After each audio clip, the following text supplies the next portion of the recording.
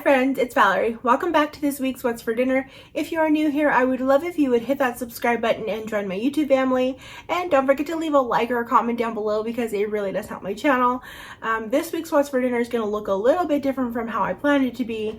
I had to go off the meal plan, all for good reasons, though. I had a great time this week, got to spend some time with a friend, and then we got to do cosmic golf with them, went to a nice dinner, also went to a baby shower for a friend, and also went to my ex-sister-in-law's birthday party. So it was eventful, very fun, but it did, change up the meals. But I will say, I did still make a couple new things, and one of our favorites for the week was Mediterranean tuna salad. It'd be great for meal prepping for lunch, but we had it for dinner because I had some pita chips I really need to use up. So I made that recipe and we loved it. Both of us were like, we love those fresh flavors. So if that's not your thing, I understand that, but let's just get started. So I had some potatoes that I need to use up, and I thought the perfect way would be for some smashed potatoes because it's been a while since I've had them. So I put a little bit of water in the Instant Pot, maybe about half a cup, the trivet, placed the potatoes on top. Some of them were larger, so I did cut them in half, and I just put these at like 7 minutes, anywhere from like 5 to 7 minutes should work fine. They're still going to go in the oven. You can also just parboil these if that's the only method that you have available. And then in the meantime, I put together some melted butter. It's about 6 tablespoons worth. You can also do some butter, some olive oil. Then I added in a good amount of garlic because I love some garlic. You can just add whatever amount looks good to you. And then I added some dried thyme and I mixed that all together.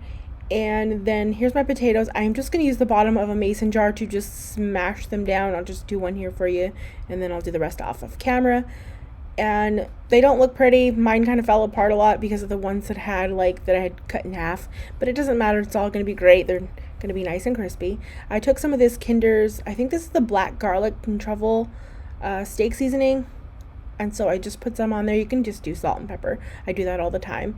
And then I just pour some of that nice garlicky butter on top of them and kind of spread it out a little bit so they're all nice and coated. This is going to bake in the oven from 400 to 425 for about 35 to 45 minutes, just depending how crispy you want those. And then I'm doing chicken with this meal because we're having steak for a different night, but I'm just seasoning my chicken breast with some of the McCormick Montreal chicken seasoning, and then some of the Kinder's, the blend, and I believe the Kinder's red garlic as well. But of course you can just use whatever your favorite seasonings are, just slap those on there. I like it to be heavily seasoned.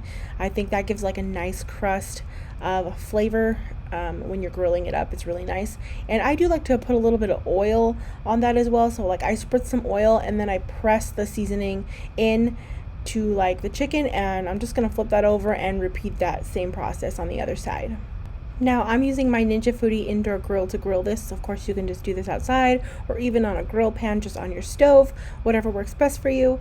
And I'm just putting that on the high grill function. It's going to take about 10 minutes for the thickness of my chicken breast, but it could be about 12, it just depends. But about halfway through I do flip that over, and of course a meat thermometer is very important for stuff like this. Got to make sure that chicken's at 165.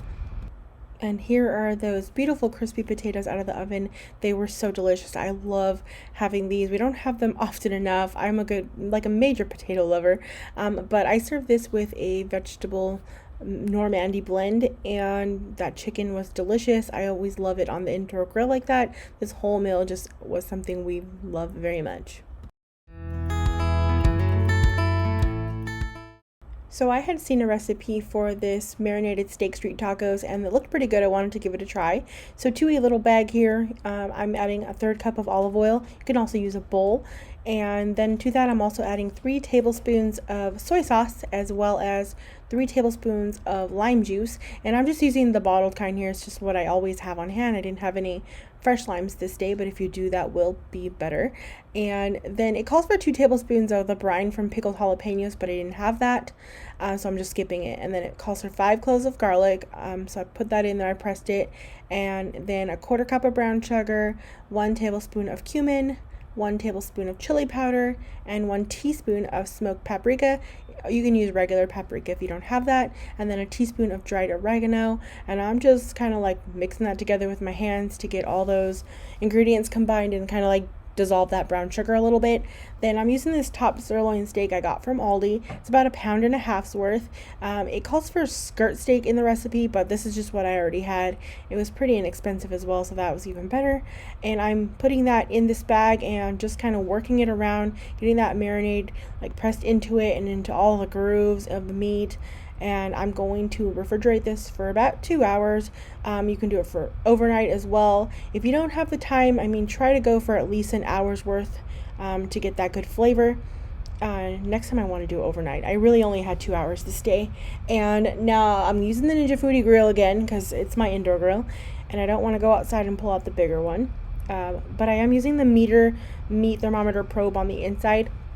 And I'm grilling this on high for, I think I was doing about 8 minutes. It's just going to depend on what temperature you'd like for your doneness. I'm going for a medium, I think, for this meat, and I did flip it about halfway through. What I love about these wireless thermometers is that there's like an app on the phone and it alerts you when your meat is ready. You can hook it up to like Alexa and stuff. So it's so great. But I let that meat rest a few minutes and I cut it up. I just served this street taco wise like cilantro onions. I like a little cheese on my taco, so I added that as well. And I made some cilantro lime rice on the side, which I have been addicted to, and I have made that before, so I will leave a link in the description box to a video where I made that.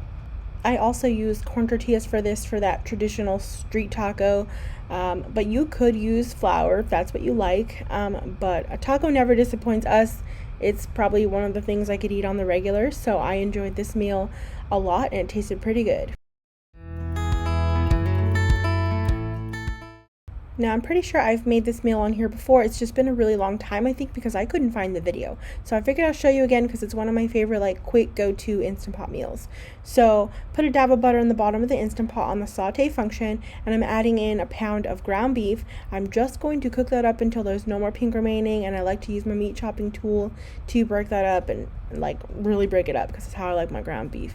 And then remove some of the grease if you need to. I used a paper towel just to remove a little bit. And then I'm adding in 10.5 ounces of chicken broth. It was supposed to be condensed chicken broth, but I didn't have that, so I just used regular chicken broth. Then 2.5 cups of milk, 1.5 teaspoons of salt, as well as 1.5 teaspoons of black pepper. Then 2 teaspoons of onion powder and 2 teaspoons of garlic powder. And then give that all a good stir to combine all of those ingredients. I like to make sure to dissolve some of those seasonings in that liquid. And then I'm adding in 2 cups of white long grain rice, and I'm using my little chopping tool here just to kind of press it down into the liquid and make a nice like even layer on the bottom, and don't really stir it though. Then to the top of that, you're going to put 10.75 ounces of condensed tomato soup. I had small cans, so I was just using those up. And then an 8.75 ounce can of corn. Now this is a 10 point something ounce, but maybe that's what it is when it's drained from the liquid.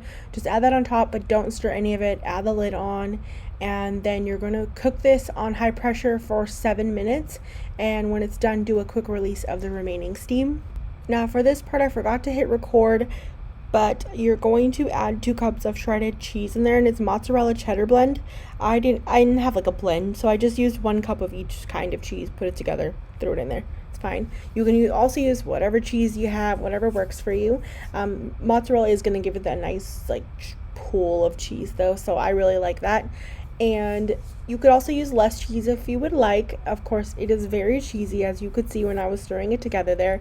And I serve this with a side salad, and I really enjoy this meal. Like, I like the flavor a lot. It's so different using like that tomato soup as the base of flavor, but I really enjoy it. And I like that I can do it really quick. If I don't defrost any meat, I can put 1 pound of ground beef in my microwave on the defrost function, and in 10 minutes I'm good to go and to throw this together. So for how quick and easy it is, we really enjoy it.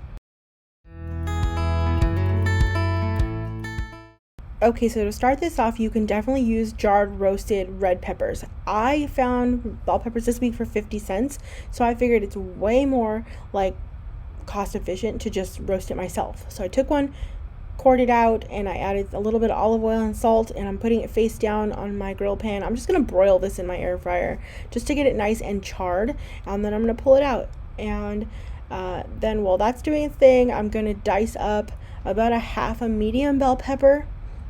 And of course you can choose whatever color you like. Like I said, the red ones were 50 cents, so I'm going with another red one. Plus I like the sweetness that they have. And then I'm dicing up half of a small red onion or so.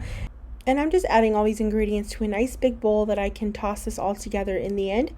And now I'm taking about half a cucumber. I did end up using a little bit more because we love cucumber and I like the crunch that it adds to this. So I'm just dicing that up. Do it however is best for you. I don't know why I forget to use my like little vegetable chopper. It's literally perfect for things like this, but oh well. And now I'm taking about 2 tablespoons or so of flat leaf parsley and just dicing that up, and I'm adding that in as well. Then here's my roasted red pepper. I did let that sweat in a bowl with a lid for about 5 to 10 minutes. I just kind of let it while I was cutting the other things. And it is still really hot to handle, but it does definitely make it easier to get the skin off. And then I just dice that on up, and I'm adding that as well to my bowl.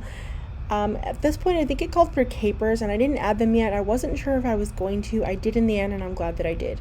But this is the tuna that I'm using, and it's albacore. They did recommend a skipjack tuna. I just had albacore, so that's what I'm using, and I'm using 2 cans because it said 2 cans.